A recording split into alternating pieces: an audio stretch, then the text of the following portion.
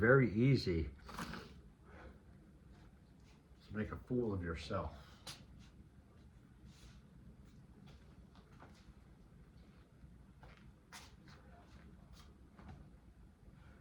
You know, if you look back, you have to take into consideration the time when you've made a fool of yourself. You look back to it. Look at the extenuating factors of it. You know, what caused what, who caused what, when, how, why, where. All the angles of that. And you should be able to figure out, usually there's like a common denominator if you're a serial make a fool out of yourself offender. Such as I used to be. I finally have moved on from that though. I don't do that shit anymore, or I like to think that I don't do it that much anymore. All right. It is Thursday. No more October. Fuck, I miss October. I love October. Fuck, man. As soon as November comes, everything's a little more serious, you know. But the weather's still great. Fucking, it's an extenuation of October anyway. It's November 1st. Or is it November 2nd? I don't know. I think it's the 2nd, November 2nd. The time of day is 20 hours, I believe. I know because I just got off the phone with my girlfriend, the video phone. And I saw the time on the thing was like 10, 12, or 18. Nope.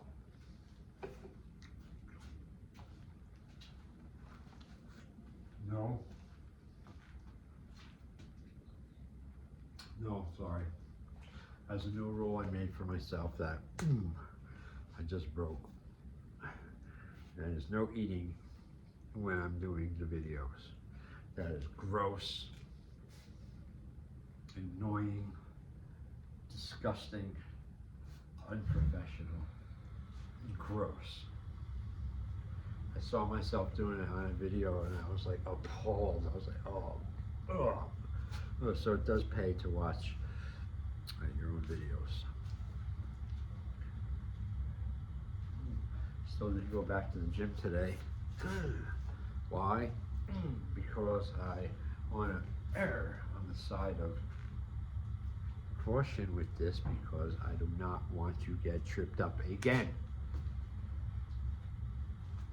This whole thing has lost me almost 2 weeks.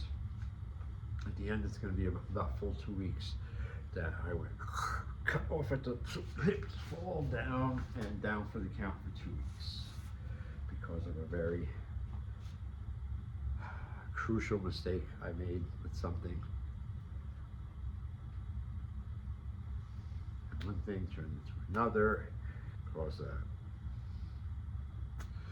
There you have, after a week, yeah, I don't want to relive it. Why am I reliving it?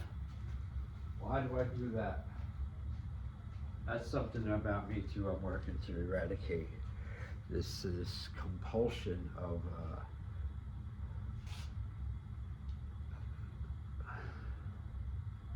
this marking out these sometimes horrific stories or things that either happened or I have seen or I have done or I wanted to do.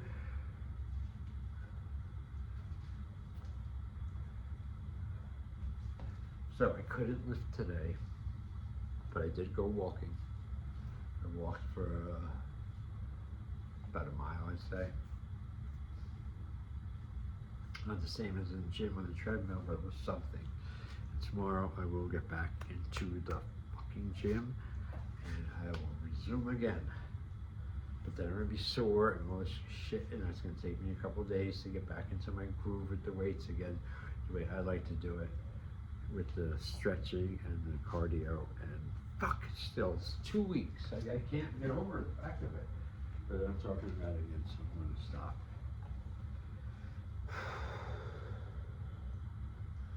Thursday nights, I'm left to my own devices.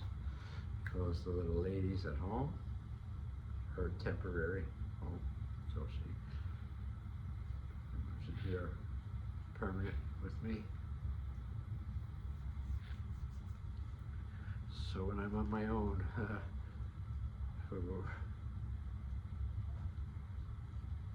I'm liable to do anything.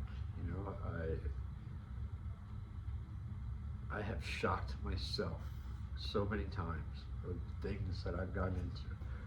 Just like the little thing of my 19 hours of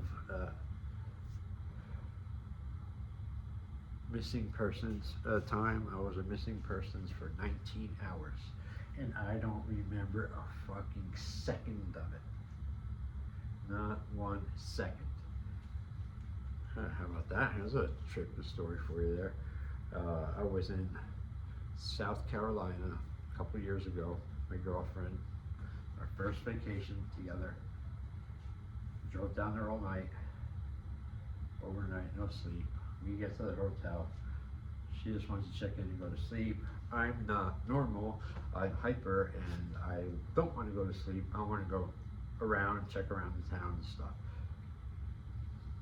So I have all my everything, my wallet, my money, my keys, my phone, my meds, everything is like fanny pack. So we load up, she goes in, I go walking around. I'm gonna walk around in South Carolina, never been there.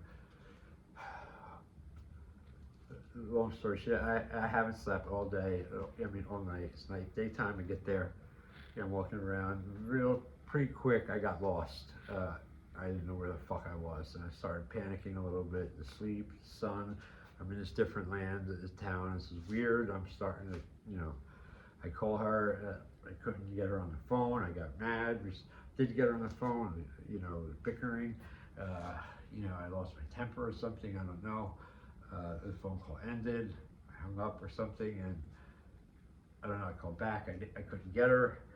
So I walked away from the phone booth, trying to think I knew the direction where the fucking hotel was, but I had no clue. And I saw this field and trees, and away from this area where I felt like everyone was watching me, following me. So I walked into the tree line to cut across, and that was the last thing I remember. And then the next thing I remember from there is, now I find out it's 19 hours later. 19 hours later, I come to conscious, right? I'm in some kind of a vehicle thing, small vehicle, like pod type thing. I fit in it, and it looked like it could fit one, maybe 2 people, other passengers or something in the back, but no one was in it but me. And I was like behind, stretched out, arms behind the seat, and I was naked, completely fucking naked, except for my sneakers were on. I'm like, I looked down, I saw that, I go, oh boy, this is fucking bad. I get my arm out, I freed myself from the thing, and I jumped out of it. I had to jump out of it, it was in the fucking tree. Boom, I jump out of it, my heart's fucking, it's nighttime, I'm in this fucking, it's like a swamp almost, it's dark, I just see the outline of big trees, no life, civilization, nothing, nowhere. I'm in the middle of the fucking woods naked, nighttime. I think it's someone's trying to kill me or something, As soon as I hit the ground, boom, I looked around, I scanned the area. I didn't like it. I thought maybe they're just away for a minute and that's my chance to get out or something. And I just took off running as fast as I could in the direction I was facing. I didn't care what, I could have ran off a fucking cliff, who knows? I didn't know, I figured if someone's trying to kill me there, I'm going, whatever, animals, anything, I'm fucking cooking as hard as I couldn't care, I'm breaking through these weeds, I'm naked, And all of a sudden, thank God, you know, I saw it came to a clearing after the woods I was running in, and then I saw a road. It was a big road, cars going by. Yes. I'm like, fuck, I'm naked. You know, it's nighttime. I mean, but I didn't give a shit. Again, I think someone's trying to kill me. So, fuck it, I went out there, you know. I just went out on the side of the road, and I'm like waving. People, cars are going like, vroom, vroom.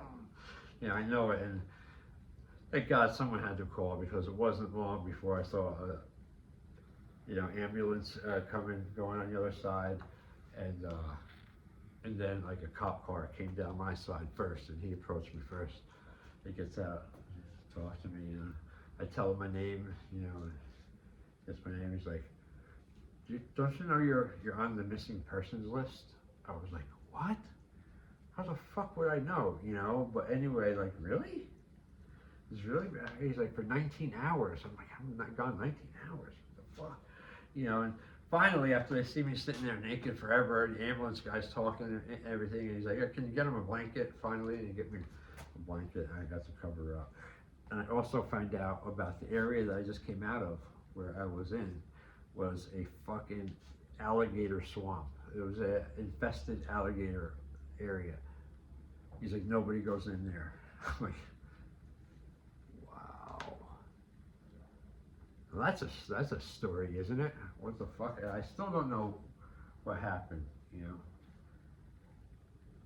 Someone, about a year later, something, like, found some of my stuff, and they called it into the local police department, whatever, but I didn't bother to go get it, my wallet and stuff. I didn't want anything fucking to do with that place or anything, because that's too weird, you know. That's, what is that? I don't know, you know. And I have on me from it, I got a souvenir there, a little golden tattoo, so I can't see it because my skin is cold now. But when my skin is a little bit warmer, I have two puncture marks, two perfect round dots.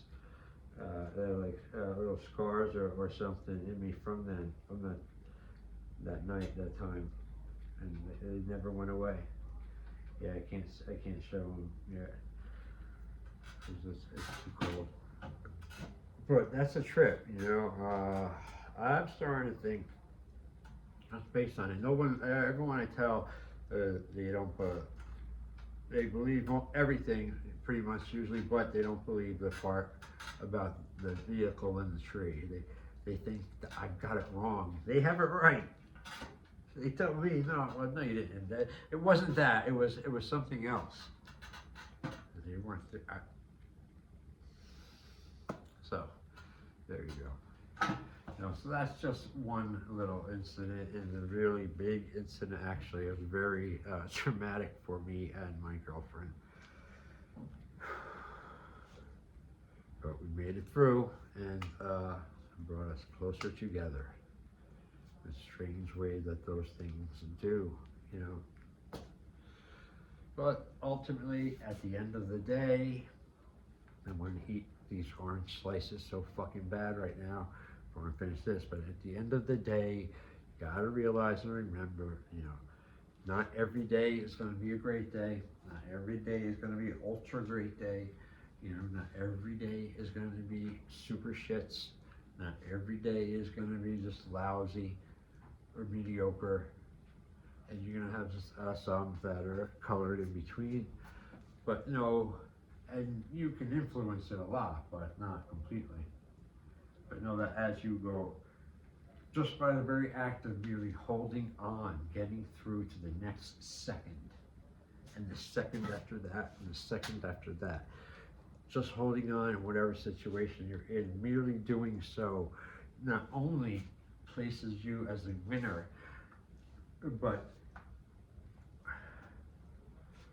also you're guaranteed to gain in stature in some way or form, in strength some way or form, just for the mere fact that you're fighting, you're continuing to defy that which is trying to shake you loose, and you are not letting go. You may not be launching an offensive right now, That's okay. You can't always do that. So when you're not there. You're not taking a beating so bad where it's putting you out, making you let go, and you're out for the count. Totally give up. If you're going, if you're fighting, if you're pushing, and sometimes it's all not that good feeling fighting where you're hitting the enemy, you're making ground and getting stuff, you see the results. Sometimes, no, sometimes some words are holding on and weathering the storm for however long it takes, and not letting go. And then being able to still be here when it's done and blows by, and let go and you drop down. All right, I'm back, motherfucker. You better jump. You know, that is a very key victory that I think goes very much unnoticed.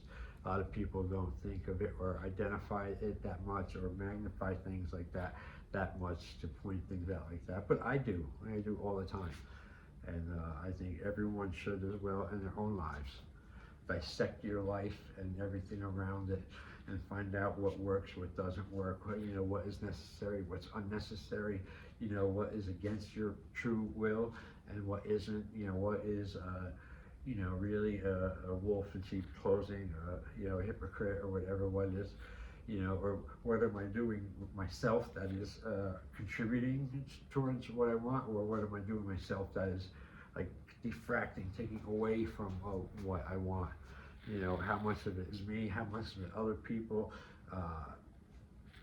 what can I do, and start getting to effect, and then start like, issuing action on things, well-planned, intended action problems, and it's like a ammo, weapon, boom, sometimes you'll get it, maybe sometimes not, but at least you're firing back and intelligently, from yourself, by yourself. And that's just the thing about holding on, it's, I used to see it as a waste and a defeat when I've ever caught in a position in life where I just have to hold on until whatever break I can catch, any break, suck it up so I can catch any break, and then fucking climb out, but this is a world of difference from this.